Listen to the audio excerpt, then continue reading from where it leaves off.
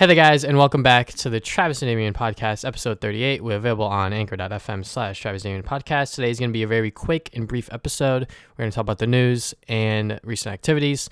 But first, we got to talk about some things that are actually happening in the real world, which is the Black Lives Matter movement and the tragic death of George Floyd.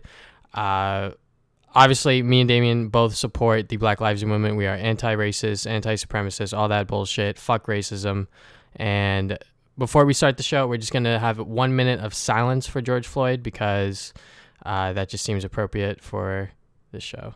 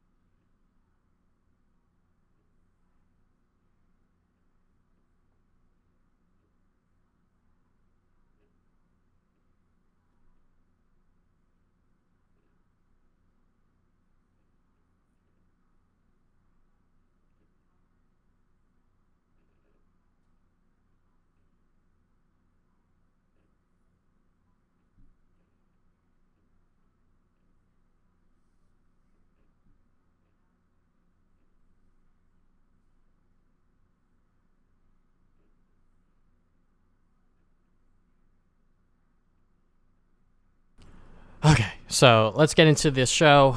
First piece of news is The Last of Us Part 2. They did a little state of play, and they showed a lot more gameplay of the game and some other things about the game itself, like the world and things like that. So yeah, I'm definitely very excited for this game. It's coming out 2 weeks from now, so yeah, and I recently replayed the first game, so that just gets me even more hyped and excited. But the game definitely looks good. I still don't know what the fuck's going on. And if I get, leaked of the story or whatever, I'm probably still not going to know what the fuck's going on.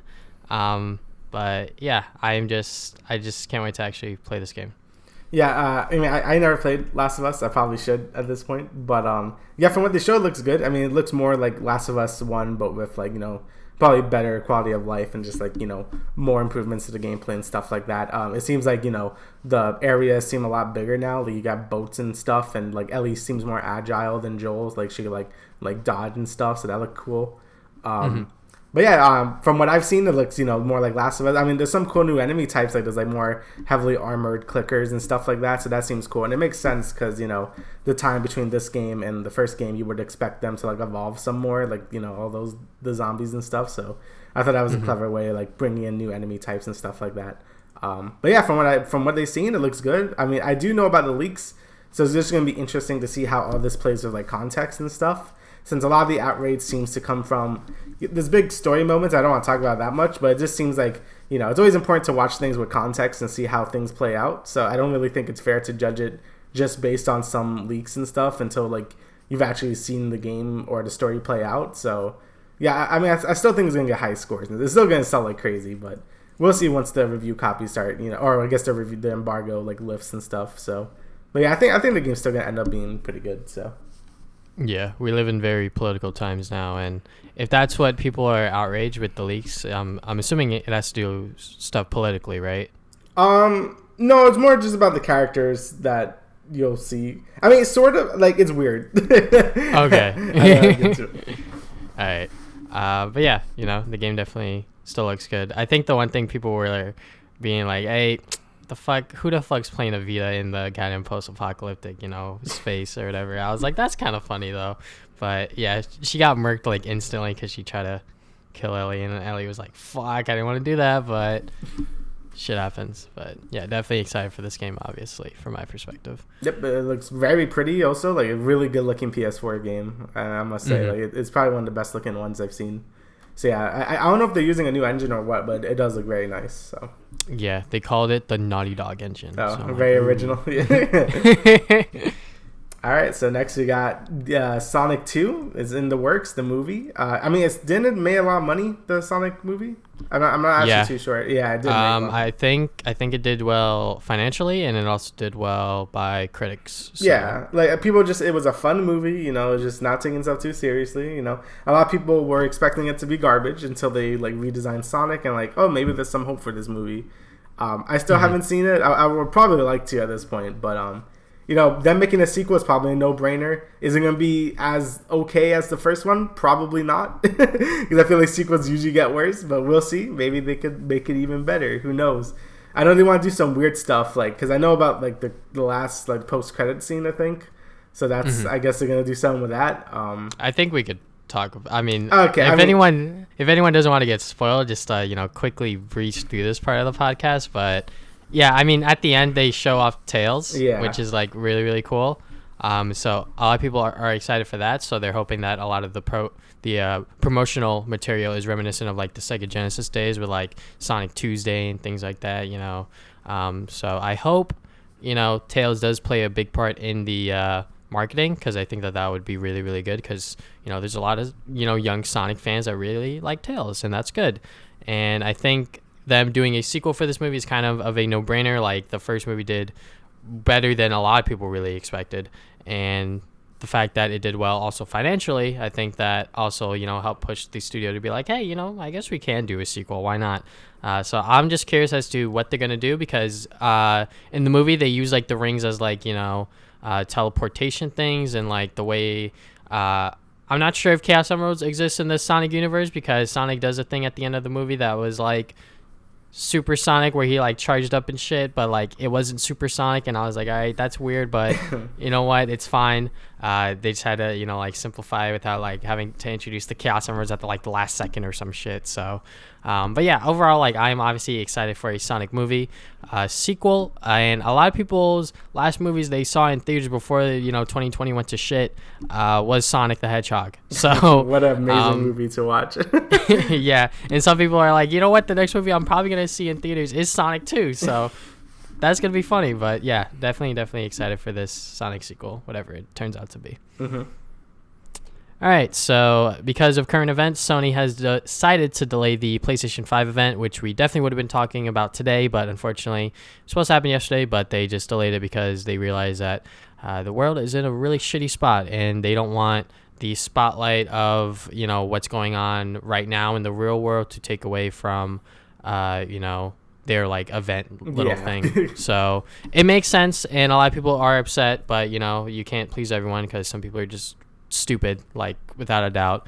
But yeah, I just think it makes sense. It does seem like a really awkward time to like put a event out like this when everything is going on in the world. So yeah, it makes sense. I know some people were upset. But yeah, it makes sense off like a marketing standpoint. You wouldn't really get like a lot of it. Like, no one's gonna talk about the new PS5 if people are like dying in the street and stuff like that. So they're like, okay, let's not do this now. And it just seems as respectful, not to like do something like this just like now. Like I feel like people could wait like a few weeks until it comes out, and it might be better for them anyway. They could like organize wherever they want to show more and stuff like that. So yeah, just wait. It's gonna come. It's not like they're just canceling it outright. Like, it's still gonna be shown, but we just gotta wait a little bit. There's more important things to worry about than the PS5. Even though I want to see it too. Don't get me wrong, but yeah, this stuff is a little more important. And like, even when Nintendo of America came out with their statement, like, there were some fucking Nintendo fans out there that just aren't paying attention, being like, so is this gonna affect the next direct or some shit like that? I'm like, come on, guys. Like, I know it's been a while since we've gotten anything from Nintendo like big, like a direct or anything like that, but you guys gotta like get your head out of your ass. I'm gonna be fucking honest. Yeah, I mean, like, this whole year, like with the coronavirus and now this, is just like, there's a lot of things that are happening that are making it kind of hard to do these type of things. So yeah, let's just chill. This year kind of sucks. We just kind of have to accept it at this point. So and like, a lot of people are gonna bring up the argument that like video games are meant for like escapism, but at this point, like, this movement and this thing that's going on in the world, like, it's bigger than any of us in anything. This is almost like a revolution sort of thing. I'm not trying to like get on like my soapbox or anything, but like, really, like, people across the world, multiple different countries are standing up against this, and Black Lives Matter is a global movement at this point. So yeah. yeah. So what we're saying is just like, chill. It'll come when it comes out. Just like, these are more important things right now. So. All right, so the last bit of news, because not much happening in terms of gaming news. Sega Game Gear Micro is going to be coming in Japan. And it's going to be like $50, I think. And there's going to be four of these consoles, different colors, and I believe they have different games in them too. So yeah, if these are all like $50 and it's like $200 to get like the full experience of this thing, I think that kind of sucks because it's like Game Gear games aren't exactly like their greatest things out there. Maybe if they were like Genesis games I could see, but even then, like 4 Genesis games or Game Gear games for like $50 or whatever, I'm like, that seems kind of like no. But yeah, we're not too sure because it's still only like Japan, I think. But it seems like a nice thing, just like a collector's thing. I think that's what most of these tiny consoles are mostly meant for. Like the Super NES Classic was cool because it came with Star Fox 2, and that was a really cool bonus you got from buying it, and it was like a lot of good games in there too. But now that more of these coming out, especially like the Sega ones, it feels mostly like collectible items, or the PS1 one as well. Like you just want that tiny PS1 and that's it, because most of the games they pack in there aren't that great, or like they're missing like a lot of crucial games.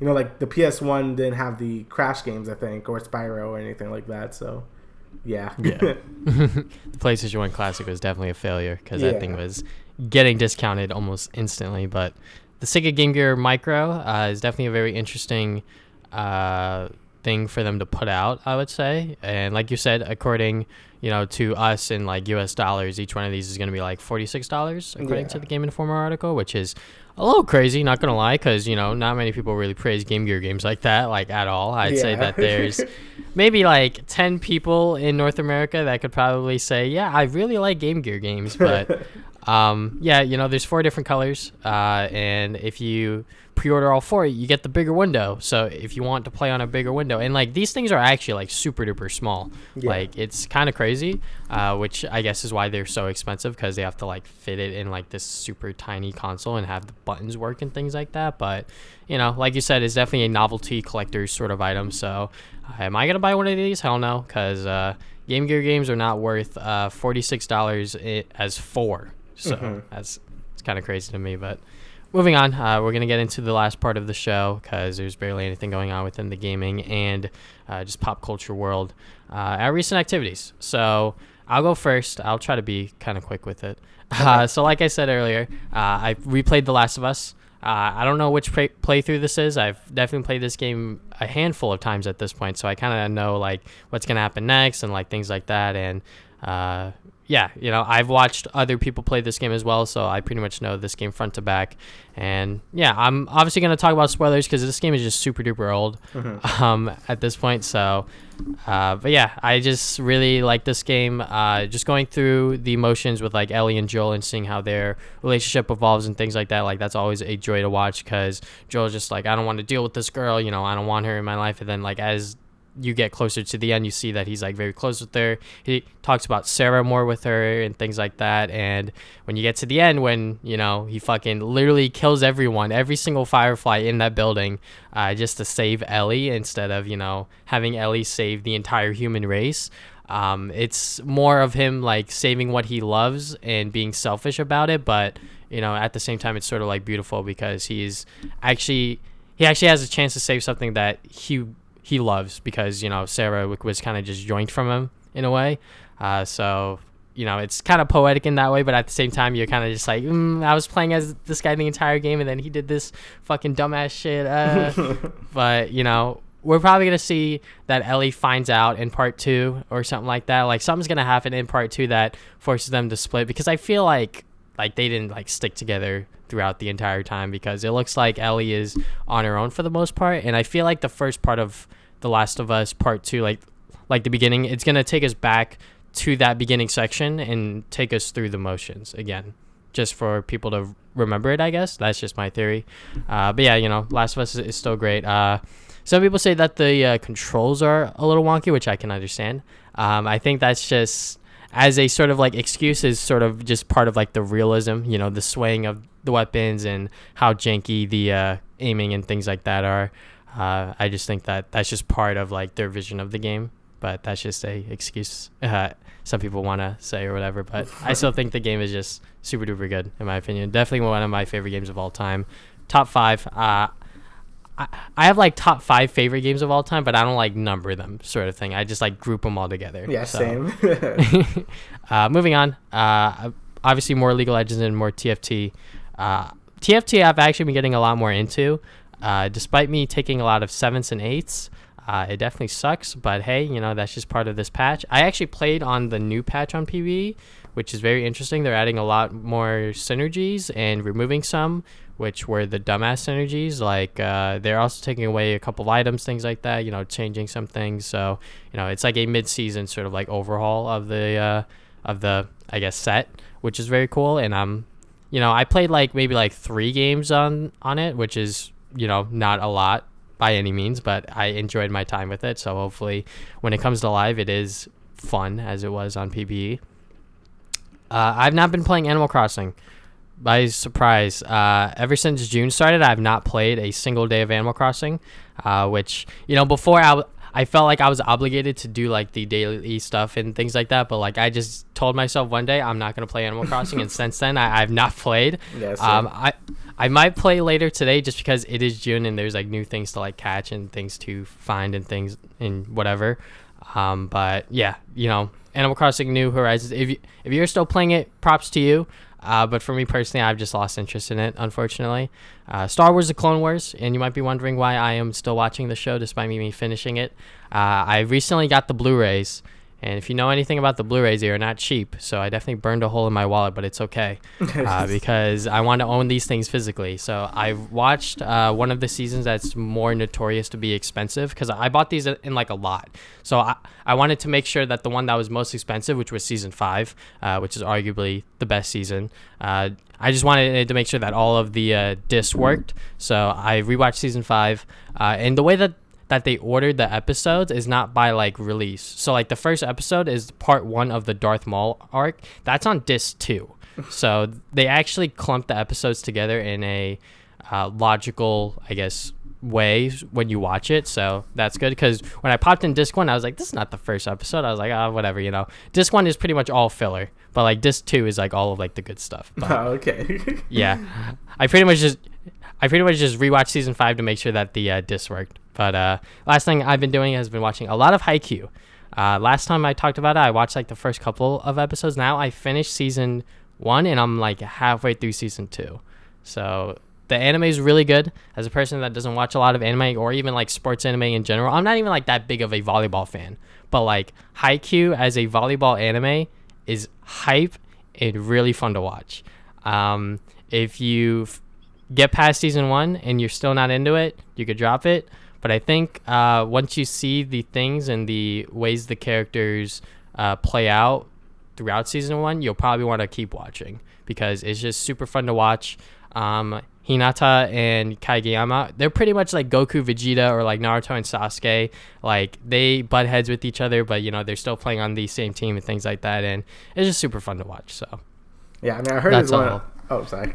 No. You go. I was gonna say, I heard it's just like one of the best like shonen things on it, like shonen sports thing. So yeah, I'll probably watch it at some point. Like there's a lot of things I need to watch in terms of like anime stuff, but it'll probably be up there now. I probably should just watch it at this point. Yeah, it's pretty good. Yeah. All right, so I guess I can go for my things. I've mostly just been playing Xenoblade Chronicles Definitive Edition, which came out last week. And yeah, it's a very nice upgrade. The graphics, while most of the graphics are kind of the same, but just a little touch up, a lot, like the most notable difference is the character models, where they don't look like trash anymore. At least their faces. They look a lot more anime now, which I know some people have some issues with. But Shulk's and like everyone's faces just look so much more expressive. Like they just don't look like garbage, because their faces used to just be like a texture on the Wii version, and like it could show at some points when there's like close-ups of their faces during like in-game cutscenes. It kind of looks like garbage. So I'm kind of happy they decided to go for the more anime look. Again, I know not a lot of people like the anime look, but I think it just fits more, and they're just way more expressive now. A lot of the quality of life things are also super good. This game's combat has a lot of positional attacks where you have to be like in the backside or on the flank of a monster, and sometimes that wasn't very clear with some monsters in the original game.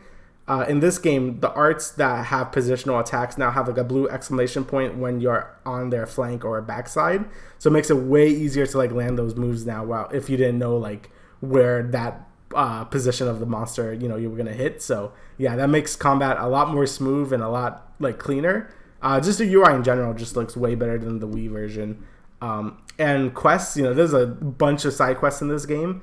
And in the Wii version, they never really tracked what you needed to do. So it's like, kill this monster or collect this thing. You wouldn't know where those things were besides like the general area where they were. In this game, it points out everything to you. So like, if this item is like somewhere in the map, it will point exactly where it is, which makes doing side quests way easier. Like in the Wii version, I did a few, but I never really bothered with most of the side quests just because they were such a pain in the ass to like do all of them. In this one, I've been doing like every single side quest I can because it's just way quicker to know where things are, and it's just more intuitive like to just do them all now, which I appreciate because that was one of my main complaints about the original game with the side quests, where there were too many of them and they were way too annoying to do. There's still way too many of them in this game, but again, you don't really have to do any of them, but they just made them way easier to do now. So in terms of other things they did, a lot of the music is remastered. I really like a lot of the new rearrangements and stuff like that. I think they're like really subtly different, but like enough to notice it. And I think they did a good job with a lot of the music being like remastered and stuff like that. But besides that, still Xenoblade is still a fantastic game. It's one of my favorite JRPGs ever. It's one of my favorite games ever. I love Xenoblade Chronicles 1.